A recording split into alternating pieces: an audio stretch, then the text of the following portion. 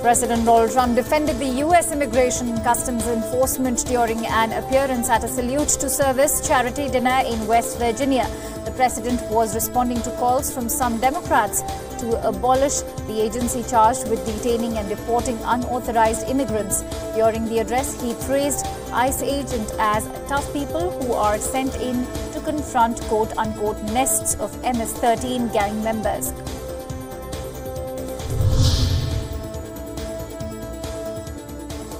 Protests erupted in front of Philadelphia's Immigration and Customs Enforcement building in a call for the abolition of the agency. Protests against the agency ramped up after the Trump administration began separating parents and children at the US-Mexico border who try to enter the country illegally. Under political pressure, President Donald Trump has issued an executive order for families to be detained together. Christchurch Cathedral in Indianapolis shared a powerful message as it unveiled sculptures of the Holy Family inside a cage on its lawn. The pictures and videos of the large Jesus, Mary and Joseph statues behind metal fences went viral online. The church aims to send a message protesting the Trump administration's immigration policy that has been widely criticized for separating families and keeping people in large cages at immigration facilities.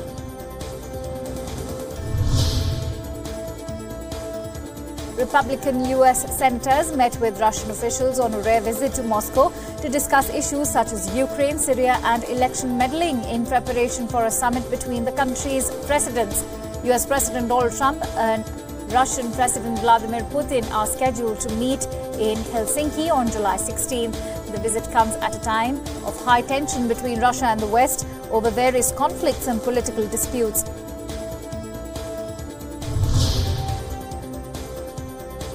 The U.S. Embassy in Israel hosted its 242nd Independence Day celebrations in Jerusalem. Prime Minister Benjamin Netanyahu called his year's celebrations of America's Independence Day special because they took place in the U.S. Embassy in Jerusalem.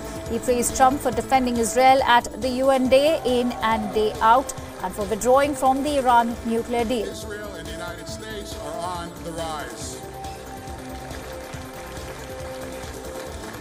We have some special guests tonight I would like to welcome. For decades, there was no past year one of the most memorable speeches ever spoken at the Knesset. Austrian Chancellor Sebastian Kurz and Interior Minister Herbert Kickl said they would take all necessary measures to protect Austria's borders and citizens. They added they would not sign up to any agreement on migration that would put Austria at a disadvantage. The comments came after Merkel's Christian Democrats and Bavarian Christian Social Union allies agreed to set up social transit zones at the border with Austria.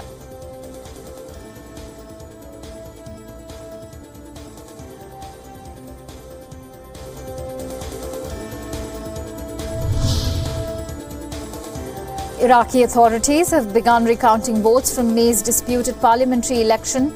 Officials said a step towards forming a new government after weeks of delays. The parliament had ordered a full recount last month after a government report concluded there were widespread violations. As a result, political blocs began heated talks about the formation of the next government.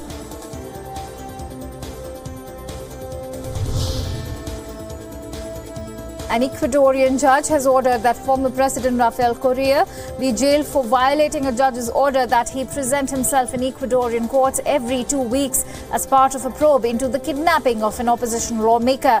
Correa instead presented himself at an Ecuadorian consulate in Belgium, where he lives. On his Twitter account, Correa called the decision a farce. Correa's lawyer said he will appeal the judge's decision.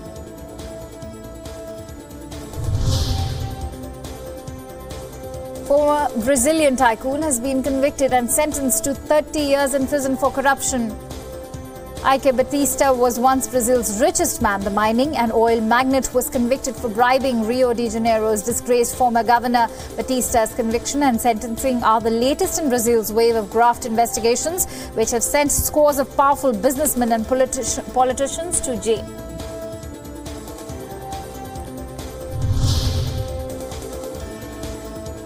The United Nations human rights investigators have revealed that various war crimes have been committed in Democratic Republic of Congo's KASAI region. These crimes include atrocities amounting to war crimes and crimes against humanity, including the killing and raping of women and children.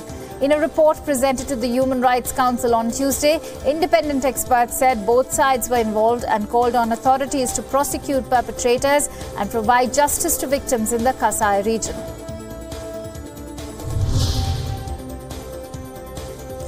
Storms brought severe flooding in Pennsylvania's Pittsburgh City. The Meteorological Department has predicted another round of heat, humidity and isolated storms in the city, which may dampen the 4th of July celebrations.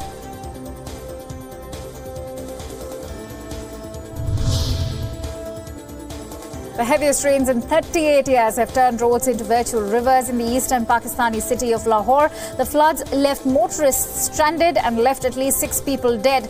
Roof collapses killed at least 4 people and 2 others were electrocuted in rain-related incidents. Lahore recorded 214 millimeters of rain in the 24 hours up to 8 a.m. on Tuesday, the heaviest in 38 years according to Pakistan's Meteorological Department.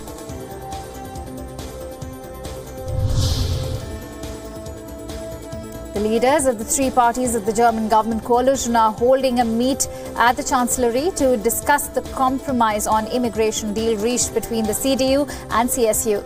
The talks would include Merkel as head of the Christian Democratic Union, which is the CDU, and leaders of the CSU and SPD. A migrant policy deal struck by Chancellor Angela Merkel to save the German government got a sceptical reception on Tuesday from her Social Democrat coalition partners, although Brussels said it appeared at first sight to comply with European law.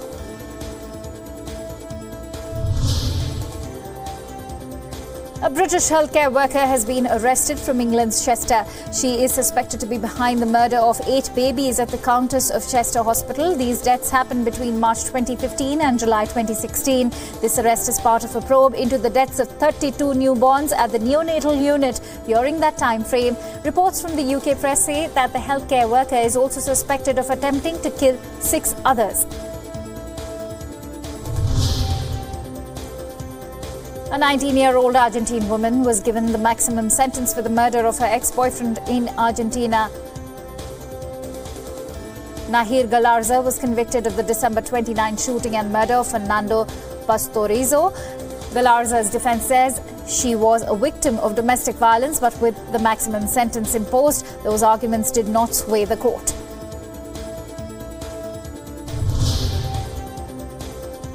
French President Emmanuel Macron is on a 2-day visit to Nigeria. While meeting the Nigerian President Muhammadu Buhari, Macron said security, the fight against Boko Haram and the promotion of the newly formed G5 Sahel initiative were important issues for the future of the region. Macron also said he hoped France and Nigeria could further strengthen ties between the 2 countries.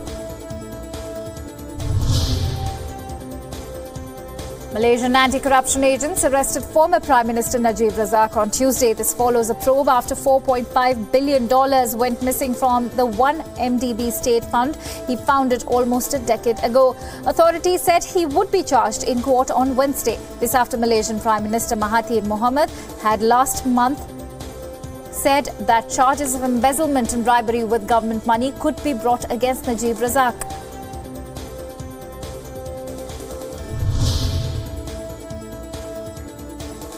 A protest was staged outside Afghanistan's embassy in the Indian capital of New Delhi. Protesters gathered against the killing of Sikhs in Afghanistan's Jalalabad. Protests were organized by members of the Indian Sikh community. This after the explosion on Sunday killed 19 Afghans and wounded 21 of the 19. Killed 17 were from the minority Sikh and Hindu communities.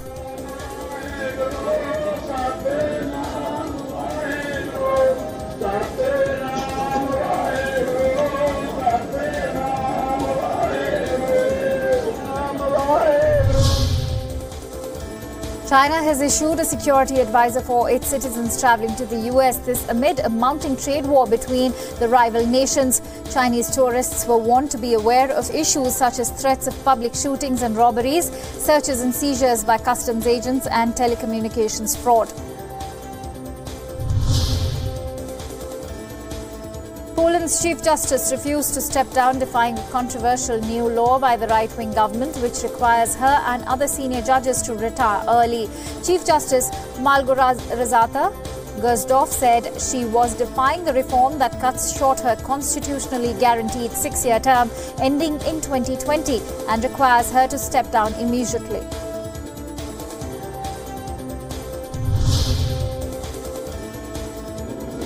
Mexican President-elect Andrés Manuel López Obrador has promised to invite Pope Francis in an effort to restore peace in the country. He also announced an upcoming meeting with U.S. Secretary of State Mike Pompeo. The anti-establishment leftist known as AMLO won a resounding victory in Mexico's elections on Sunday, claiming 52.96% of the vote, more than 30 points ahead of his nearest rival in the four-way race.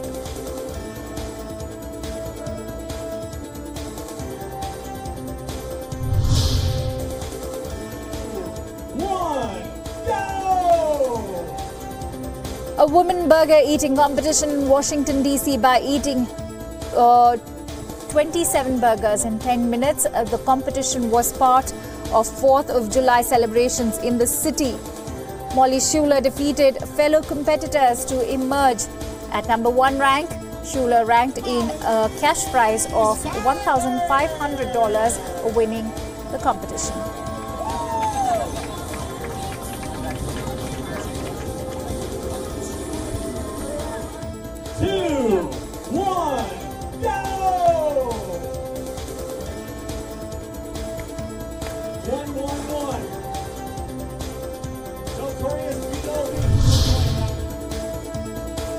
The famous self-lacing Nike shoe worn by actor Michael J. Fox in super-hit film Back to the Future has been sold for $92,100. The left shoe was worn by Fox's character in the second film from the iconic film trilogy about time travel. As a result of its fragile condition, it was only available to bidders from Portland, Oregon, United States. Fox, 57, is a Parkinson's disease sufferer, and the money will go to his foundation for research into the illness.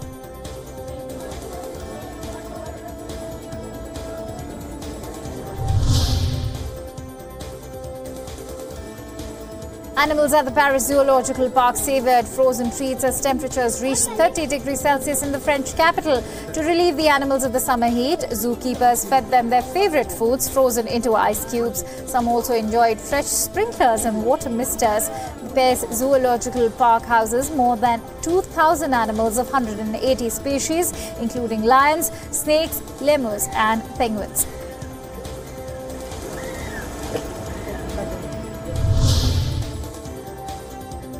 An unmanned SpaceX Dragon cargo spacecraft carrying an artificial intelligence robot has arrived at the International Space Station. The onboard companion could mark a trend in the use of technology to assist space explorers. The bot is named CIMON, short for Crew Interactive Mobile Companion. The unmanned Dragon capsule carried 2,700 kilograms on its 15th supply mission to the orbiting lab as part of a $1.6 billion contract with NASA.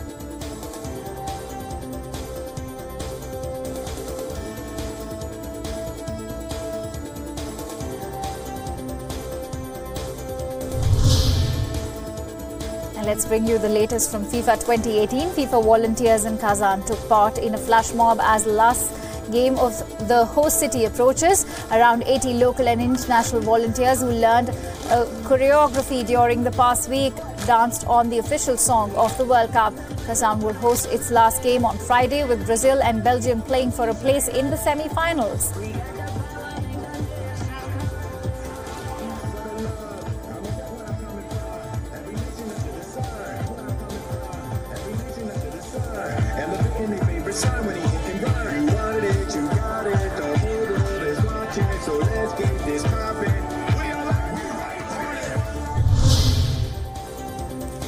Emotions were running high in Bogota on Tuesday after the Colombia team were eliminated at the knockout stage of the World Cup by penalty shootouts, dashing the South American country's hopes of a quarter-final berth.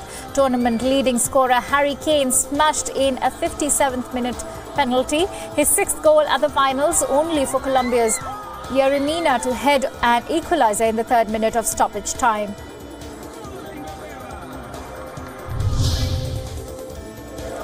England fans celebrated in central London on Tuesday after watching Gareth Southgate's team beat Colombia in a penalty shootout to reach the World Cup quarter-finals. England supporters were singing "Football's Coming Home" after Dyer's penalty sealed the victory. England had previously lost all 3 World Cup shootouts and 3 of 4 in the European Championship. The Three Lions will play Sweden in the quarter-finals on Saturday.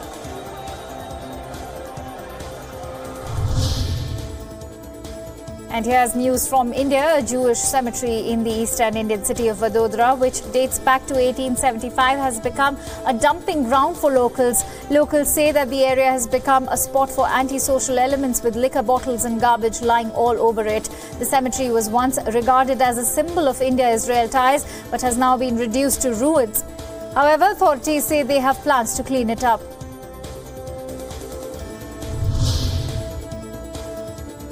The Jammu and Kashmir State Police organised a water sports camp in the state's summer capital Srinagar city, providing professional training and contracting youngsters from the rural areas of the strife-torn state. The camp, organised by the state police in collaboration with a water sports centre, has been going on in full swing under professional guidance on iconic Dal Lake.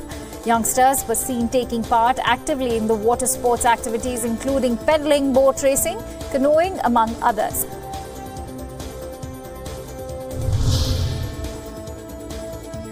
Chief of India's Northern Punjab state, Captain Amrinder Singh, has reiterated his government's recommendation to the central government to accommodate death penalty for drug peddlers and smugglers in the constitution. For a long time, Punjab has been dealing with the problem of drug abuse among its youth. According to a 2013 government report, about 70% of the state's young men are addicted to drugs or alcohol.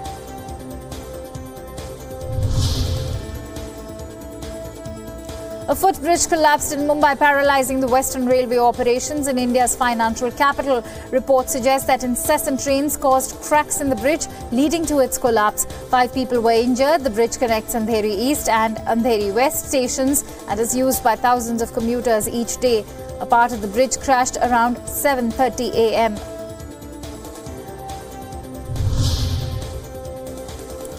Cases of mob violence in India continue making headlines. This has prompted the country's Supreme Court to ask state administrations to tighten their grip on law and order. During the hearing, the bench observed that the instances of vigilantism were actually mob violence, which is a crime. On 6th September last year, the Apex Court had asked all the states to take stern measures to stop violence in the name of cow protection.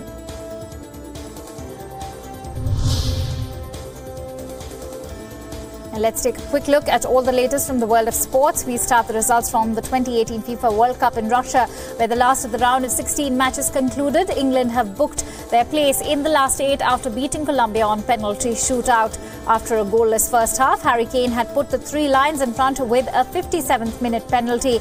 But Yeremina headed home the equaliser for Colombia in the third minute of stoppage time to take the game to a shootout. Gareth Southgate's side recovered from Jordan Henderson's missed penalty and sealed victory, with Eric Dyer netting the winning spot kick that saw England claim their first shootout win in the World Cup history.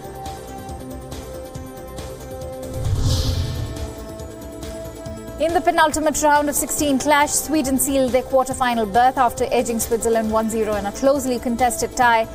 Emil Forsberg's goal-bound effort in the 66th minute deflected in off Manuel Akanji and wrong-footed goalkeeper Jan Sommer.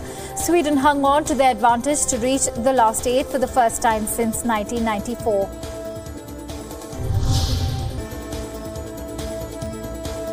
Let's bring you news from the world of entertainment. Talk show host and celebrity Oprah Winfrey has appeared on the cover of August 2018 issue of British Vogue.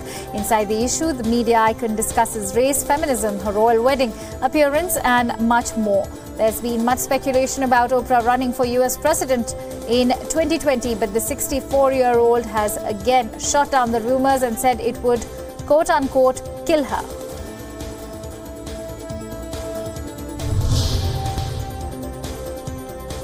A New York jury charged Hollywood mogul Harvey Weinstein with 3 additional sex crimes in a 2006 case. Previously, the producer was charged with rape and sexual assault of 2 women. The new charges are punishable by a minimum sentence of 10 years and a maximum of life imprisonment.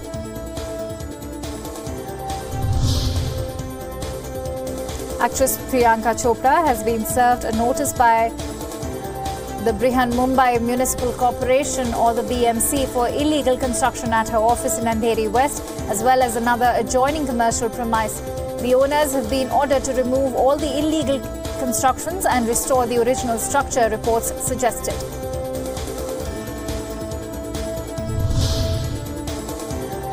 Hollywood actor Hugh Grant has revealed his new bride. Swedish producer Anna Abestin was kidnapped by a taxi driver during their honeymoon in Paris after their wedding last month.